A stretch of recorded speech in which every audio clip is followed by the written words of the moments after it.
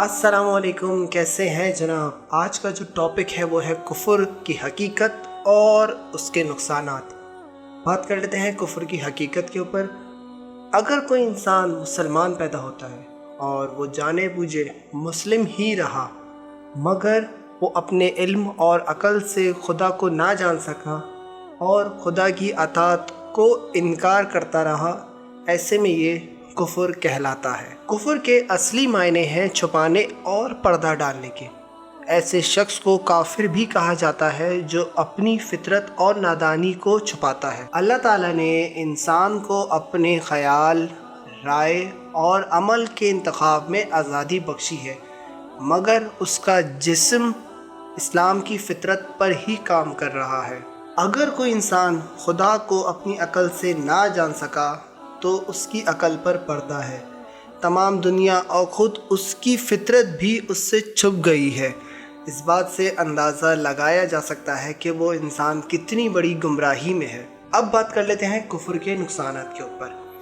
कुफ्र एक जहालत है, बल्कि अगर सही मानों में कहा जाए तो जहालत ही कुफ्र है, क्योंकि इससे बड़ी जहालत और क्या हो सकती है कि इंसान खुदा से ना वाकिफ़ हो। एक शख्स कायनात के इतने बड़े कारखाने को चलता हुआ अपनी आंखों से देख रहा है, मगर इस बात को जानने और मानने से इनकार कर रहा है कि ये खुदा ही है जो इस पूरे निज़ाम को चला रहा है। इस इंसान के लिए इल्म के सही दरवाजे कैसे खोल सकते हैं जिसको इल्म का पहला सिरा ही ना मिला हो। कुफ्र का दूसरा नाम जुल्म है।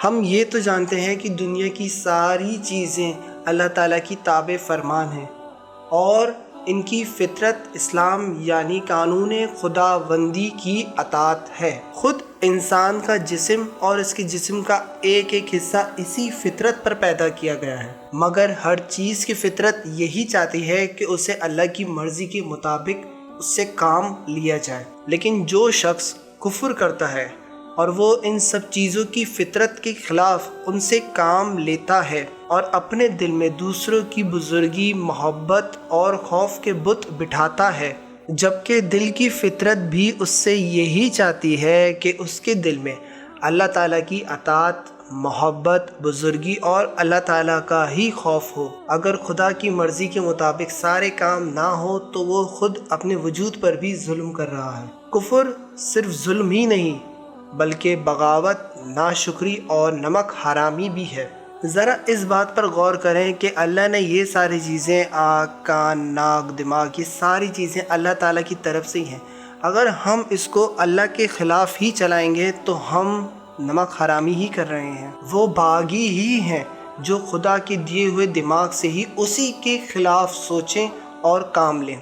इसी तरह सारी चीज़ें, अगर कोई मुलाजिम अपने आका का नमक खाए और उससे बेवफाई करे तो ये नमक हरामी ही है। तो सोचने वाली बात यही है कि खुदा का दिया हुआ ही तो रिस्क है जिसके खिलाफ हम लोग चल रहे हैं। आज का टॉपिक बस यहीं तक ही था। आई होप कि आप सबको समझ में आ गया होगा। अगर कोई मसला या कोई परेशानी या कोई सवाल है तो प्लीज़ आप मुझसे कमेंट सेक्शन में पूछ सकते हैं। वीडियो अच्छी लगी हो तो प्लीज़ इसको लाइक कर दीजिएगा, और जिन लोगों ने सब्सक्राइब नहीं किया हुआ काइंडली वो लोग सब्सक्राइब कर दें। मिलते हैं इंशाल्लाह अगली वीडियो में, तब तक अपना बहुत ही ख्याल रखिएगा। अल्लाह हाफ़िज़।